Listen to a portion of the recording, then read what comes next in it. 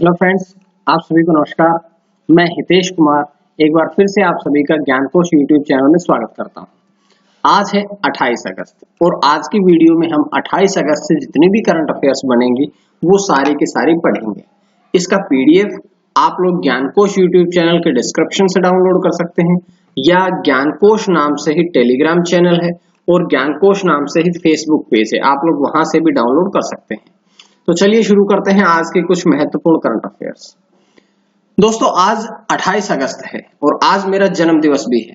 तो इसी अवसर पर मैं आप सभी को एक सूचना देना चाहता हूं कि अभी मेरी अगली पुस्तक जो कि संस्कृत विषय से संबंधित है वो आज पब्लिश हुई है। तो इस पुस्तक को मुख्य रूप से वर्षा शास्त्री मैम ने लिखा है, जो कि MA MEd NET JRF qualify है और वर्तमान में दयालबाग विश्वविद्यालय आगरा से संस्कृत विषय में पीएचडी कर रहे हैं। इस पुस्तक को पूरी तरह से पिछले जो एग्जाम्स हैं उन सभी के एग्जाम्स और नए पैटर्न को ध्यान में रखते हुए तैयार किया गया है, जिसमें मेरा भी सहयोग है। जैसा कि आप लोग देख सकते हैं हितेश कुमार, तो मेरा भी सहयोग है। इस पुस्तक से संबंधित जितनी भी जानकारियां रहेंगी, इसका पीडीएफ रहेगा, तो वो मैं आपको जैसे ही मुझे मिलेगा 1-2 दिन में मैं आप लोगों को वो पीडीएफ भी दिखाऊंगा और आप लोगों को पीडीएफ भी सेंड करूंगा। जब तक आप लोगों के लिए इतनी सी सूचना थी, आप लोग जरूर ध्यान में रखिएगा। आप लोग किसी भी पात्रता परीक्षा की तैयारी कर रहे हो, आप सभी इस पुस्तक को देखिएगा, पढ़िएगा और खरीदिएगा। चलिए शुरू करते हैं अब 28 अगस्त के कुछ महत्वपूर्ण करंट अफेयर्स। सबसे पहला प्रश्न, एसबीआई म्यूचुअल फंड के नए प्रबंध निदेशक और मुख्य कार्यकारी अधिकारी अर्थात एमडी और सीईओ।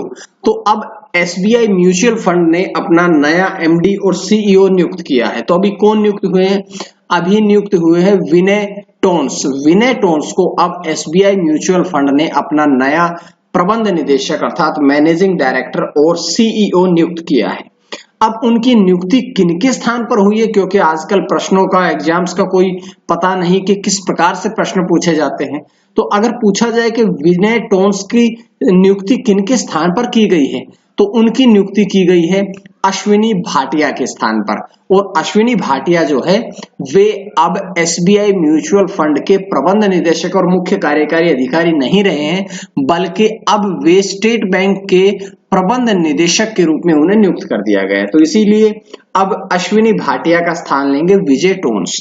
अब वे एसबीआई म्यूचुअल फंड के नए एमडी सीईओ बने हैं। तो एसबीआई म्यूचुअल फंड के बारे में अगर हम पढ़ें तो इसकी स्थापना जून 1987 में की गई थी और अगर इसका मुख्यालय पूछा जाता है तो इसका मुख्यालय मुंबई महाराष्ट्र में है। और जैसा कि प्रबंध निदेशक के बारे में हमने पढ़ ही लिया है, तो ये जानकारी आज की इस प्रश्न से थी। उसके बाद बढ़ते हैं अगले प्रश्न की तरफ। लिबर्टी सेविंग्स अकाउंट सेवा शुरू की गई है। अभी एक नई सेवा शुरू की गई है जिसका नाम है लिबर्टी सेविंग्स अकाउंट। ये किसके द्वारा शुरू की गई है?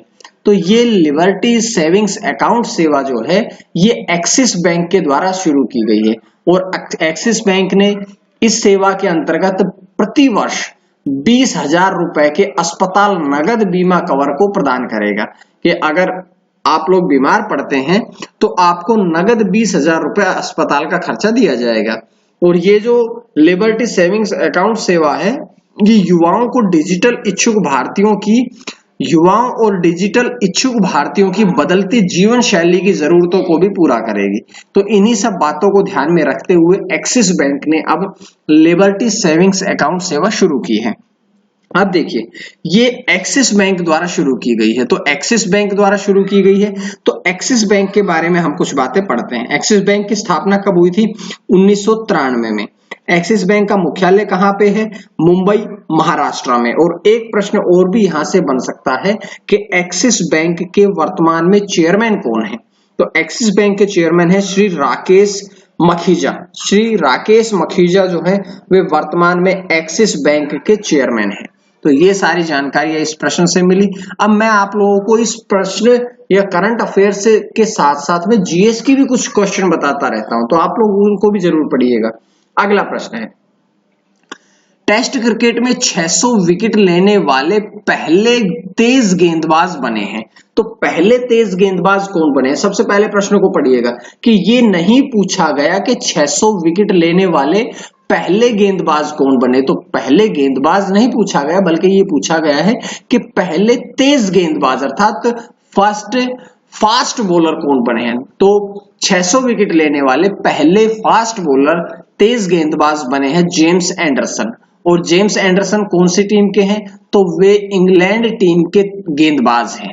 और ये प्रश्न अगर आपसे पूछा जाता है कि 600 विकेट लेने वाले कौन बने हैं तेज गेंदबाज, तो वो तो जेम्स एंडरसन है। लेकिन एग्जाम में बहुत बार ऐसा पूछते हैं कि उन्होंने अपना 600वां शिकार किसे बनाया, तो उन्होंने अपना 600वां शिकार बनाया अजहर अली को, जो कि पाकिस्तान क्रिकेट टीम के सदस्य है। अब 600वां शिकार पता लगा, लेकिन 600 विकेट जो है वो इनसे पहले भी ले चुके हैं। कौन कौन ले चुके हैं, तो सबसे पहले मुथैया मुरलीधरन जो 800 विकेट ले चुके हैं, उनके बाद शेन वॉर्न जो कि ऑस्ट्रेलिया से है, और भारतीय स्पिनर यानी कि धीमी गति के गेंदबाज अनिल कुंबले भी 600 से ज्यादा विकेट ले चुके हैं। तो ये तीनों पहले ही ले चुके हैं, लेकिन ये धीमी गति के गेंदबाज है, स्पिनर है, और पहला तेज गेंदबाज बना है जेम्स एंडरसन। तो ये बातें यहां से पढ़िए। उसके बाद बढ़ते हैं अगले प्रश्न की तरफ। मणिपुर में टेली कंसल्टेशन का शुभारंभ किया गया है। तो मणिपुर राज्य में किया गया है, किसके द्वारा किया गया है, तो ये मणिपुर राज्य के स्वास्थ्य और परिवार कल्याण मंत्री एल जयंत कुमार के द्वारा ये टेली कंसल्टेशन का शुभारंभ किया गया है। कहां पर किया गया है, तो ये इम्फाल मणिपुर की राजधानी इम्फाल में ये शुभारंभ किया गया है। और इस तरह की किसी सेवा को शुरू करने वाला ये राज्य का पहला मंच है। और ये जो टेली कंसल्टेशन है, इसके द्वारा क्या होगा कि 30 डॉक्टरों की एक टीम बनाई गई है, जो कि आपको किसी भी प्रकार की बीमारी होती है तो उस बीमारी से संबंधित आपको परामर्श देते हैं। तो आपको बीमारी के परामर्श के लिए ही अब टेली कंसल्टेशन सुविधा का शुभारंभ किया गया है। अब देखो, ये मणिपुर राज्य में शुरू की गई है, तो मणिपुर के बारे में कुछ बातें पढ़ लेते हैं। सबसे पहले तो मणिपुर की स्थापना कब हुई थी, 21 जनवरी 1972 को। मणिपुर की राजधानी कौन सी है, इम्फाल। मणिपुर में कितने डिस्ट्रिक्ट है, 16 है। मणिपुर के गवर्नर कौन है यानी कि राज्यपाल कौन है, तो नजमा हेपतुल्ला। और अगर आपसे चीफ मिनिस्टर मुख्यमंत्री की बात की जाए तो बीजेपी पार्टी के एन बीरेन सिंह जो हैं वे मणिपुर राज्य के वर्तमान में मुख्यमंत्री हैं। तो ये सारी बातें यहां से पढ़ी। उसके बाद बढ़ते हैं अगले प्रश्न की तरफ। इसरो के साथ स्पेस इनोवेशन कम इंक्यूबेशन सेंटर स्थापित करने वाला देश का पहला विश्वविद्यालय बना है, कि पहली यूनिवर्सिटी कौन सी बनी है जिसने इसरो के साथ में स्पेस इनोवेशन कम इंक्यूबेशन सेंटर स्थापित करने का समझौता किया है। तो देश का पहला विश्वविद्यालय या देश की पहली यूनिवर्सिटी बनी है वीर सुरेंद्र साई प्रौद्योगिकी विश्वविद्यालय, जो कहाँ की है, ये ओडिशा राज्य की यूनिवर्सिटी है।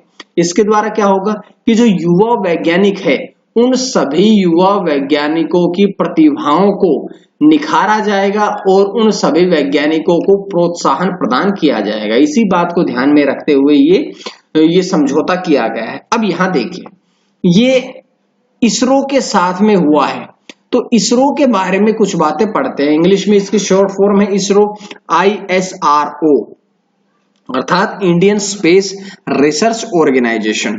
अगर हम बात करें इसकी स्थापना कब हुई थी, तो इसकी स्थापना हुई थी 15 अगस्त 1969 में। वर्तमान में इसका हेडक्वार्टर कहाँ पे है, तो इसका मुख्यालय बेंगलोर में है, जो कि कर्नाटका में है।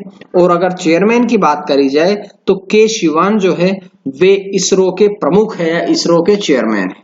ये सारी बातें यहां से पढ़ चुके हैं हम। उसके बाद अगला प्रश्न, नीति आयोग द्वारा एक्सपोर्ट प्रीपेडेंस इंडेक्स, नया इंडेक्स जारी किया गया है, नीति आयोग का है ये। अब नीति आयोग ने इंडेक्स जारी किया जिसका नाम है एक्सपोर्ट्स प्रीपेडेंस इंडेक्स। इसमें पहला स्थान कौन से राज्य को मिला है, तो पहला स्थान मिला है गुजरात राज्य को, दूसरे स्थान पर महाराष्ट्र है और तीसरे स्थान पर तमिलनाडु है। अब ये जो एक्सपोर्ट प्रीपेडेंस इंडेक्स है, इसके द्वारा राज्य जो हैं वे अपने निर्यात को बढ़ावा देते हैं और निर्यात को बढ़ावा देने में सर्वश्रेष्ठ या शीर्ष पर जो राज्य रहा है वो रहा है गुजरात। गुजरात के बाद में महाराष्ट्र और तीसरा स्थान मिलता है तमिलनाडु को। तो ये सारी बातें हमने यहां से पढ़ी है। उसके बाद अगला प्रश्न देखिए, आईपीएल से संबंधित अगला प्रश्न है, क्योंकि आईपीएल के हम सभी को पता है कि अभी शुरुआत होने जा रही है सितंबर में। तो आईपीएल की आधिकारिक परीक्षण एजेंसी की नियुक्ति की गई है कि एक ऐसी एजेंसी बनाई गई है जो कि आईपीएल के दौरान जो आईपीएल में खेलेंगे खिलाड़ी, उन सभी खिलाड़ियों की और जितने भी सहायक कर्मी होंगे उन सभी सहायक कर्मियों की बार बार में कोविड-19 की परीक्षण करेंगे, अर्थात कोरोना वायरस का उनका परीक्षण किया जाएगा। तो इसी कोरोना वायरस के परीक्षण को ध्यान में रखते हुए आईपीएल की आधिकारिक परीक्षण एजेंसी की नियुक्ति की गई है। तो इस एजेंसी का नाम क्या है? तो इसका नाम है VPS health care. VPS health care परीक्षण एजेंसी है, जिसे अब आईपीएल के 13वें संस्करण के लिए आधिकारिक परीक्षण एजेंसी नियुक्त किया गया है। अब ये नियुक्ति किसके द्वारा की गई है? तो ये नियुक्ति की गई है बीसीसीआई द्वारा। तो बीसीसीआई द्वारा ये नियुक्ति की गई है, लेकिन ये आईपीएल के लिए की गई है। तो आईपीएल के बारे में हम कुछ बातें जरूर पढ़ेंगे, क्योंकि आईपीएल जो है वो सितंबर में शुरू भी हो रहा है और ये आईपीएल का 13वां संस्करण होगा। तो आईपीएल के बारे में पढ़े। इंडियन प्रीमियर लीग, ये टी20 का टूर्नामेंट होता है। पहला टूर्नामेंट जो था वो 2008 में खेला गया था। उसके बाद लगातार हर वर्ष इसका आयोजन होता रहा और सबसे जो ज्यादा पूछी जाती है बातें वो ये है कि इसमें टीमों की संख्या कितनी है। तो आईपीएल में 8 टीमें हैं वर्तमान में। सबसे ज्यादा बार चैंपियन कौन सी टीम बनी है? तो मुंबई इंडियंस, 4 खिताब उन्होंने जीते हैं। और सबसे ज्यादा रनों की बात करें आईपीएल में, तो अभी तक विराट कोहली ने सबसे ज्यादा रन बनाए हैं आईपीएल में, 5412 रन उन्होंने बनाए हैं। और अगर सर्वाधिक विकेट की बात करें तो लसिथ मलिंगा, जिन्होंने 170 विकेट आईपीएल में अभी तक सर्वाधिक लिए हैं। उसके बाद बढ़ते हैं अगले प्रश्न की तरफ। भारतीय पुरातत्व सर्वेक्षण के साथ नए सर्किल की घोषणा की है। तो नए सर्किल की घोषणा किसके द्वारा की गई है? ये घोषणा की गई है एएसआई के द्वारा। एएसआई अर्थात भारतीय संस्कृति मंत्रालय के, नहीं सॉरी, एएसआई है भारतीय पुरातत्व सर्वेक्षण। इसके साथ में नए सर्किल की जो घोषणा की है वो की है भारतीय संस्कृति मंत्रालय द्वारा। भारतीय संस्कृति मंत्रालय ने अब नए 7 सर्कलों की घोषणा की है। और वो 7 सर्कल कौन कौन से हैं? वे हैं त्रिची, हम्पी, रायगंज, राजकोट, जबलपुर, झांसी और मेरठ। ये 7 नए सर्किल बनाने की घोषणा की है। इससे पहले अगर बात करें तो 29 यानी कि 29 सर्किल थे, जो इन 7 के बढ़ने के बाद अब कितने हो गए हैं? 36 सर्किल हो गए हैं। तो ये बातें यहां से थी। लेकिन देखो, यहां भारतीय पुरातत्व सर्वेक्षण के बारे में बात की गई है। तो भारतीय पुरातत्व सर्वेक्षण की स्थापना 1861 में हुई थी, जिसका शॉर्ट फॉर्म है एएसआई। इसकी स्थापना 1861 में हुई थी और इसका मुख्यालय जो है वो नई दिल्ली में है। ठीक है, तो ये सब बातें हमने पढ़ी है। उसके बाद बढ़ते हैं आज के अंतिम प्रश्न की तरफ। क्रिकेट द्रोणा नामक पुस्तक का विमोचन जो है सितंबर में किया जाएगा, यानी कि जो अगले महीने जब आईपीएल का सीजन चलेगा उसी दौरान ये नई पुस्तक का विमोचन भी किया जाएगा, जिसका नाम है क्रिकेट द्रोणा। ये पुस्तक प्रसिद्ध कोच वासुदेव जगन्नाथ परांजपे के ऊपर आधारित है। और अगर हम लेखक की बात करें तो इसके लेखक है पत्रकार आनंद वसु, और पत्रकार आनंद वसु के साथ साथ ही वर्तमान राष्ट्रीय चयनकर्ता जतिन परांजपे भी शामिल है। तो दोनों ने मिलकर के ये पुस्तक लिखी है। यहां से एक बात बता देता हूं अंतिम आज के वीडियो की, कि जो जतिन परांजपे हैं वे वासुदेव जगन्नाथ परांजपे के ही पुत्र हैं। तो ये सारी जानकारी हमने आज की वीडियो में पढ़ी है। उम्मीद है आप सभी को वीडियो पसंद आई होगी, और अगर वीडियो पसंद आई तो आप लोग ज्ञानकोश यूट्यूब चैनल को सब्सक्राइब करें, ताकि आपको इसी प्रकार से हर दिन नई वीडियोस मिलती रहें। आज के लिए इतना ही। मां सरस्वती की कृपा आप सभी पर बनी रहे। इसका पीडीएफ आप लोग ज्ञानकोश टेलीग्राम चैनल से, ज्ञानकोश फेसबुक पेज से ले सकते हैं। वीडियो को सब्सक्राइब करें, बेल आइकन दबाएं, ताकि आपको हर दिन नए वीडियोस मिलती रहे, नए नोट्स मिलते रहे। और आज की वीडियो के डिस्क्रिप्शन में मैंने एक लिंक सेंड किया है, जिसको देख करके जिसको जरूर भरिएगा आप लोग, क्योंकि उसको अगर आप भरेंगे तो आपको एग्जाम से संबंधित जानकारियां मिलती रहेंगी। एग्जाम से संबंधित जानकारी के साथ साथ में एग्जाम से संबंधित नोट्स मिलते रहेंगे, और नोट्स के साथ साथ में आपको फ्री में पीडीएफ भी मिलते रहेंगे। तो इतना ही था इस आज की वीडियो में। आप सभी का बहुत बहुत धन्यवाद। मां सरस्वती की कृपा आप सभी पर बनी रहे।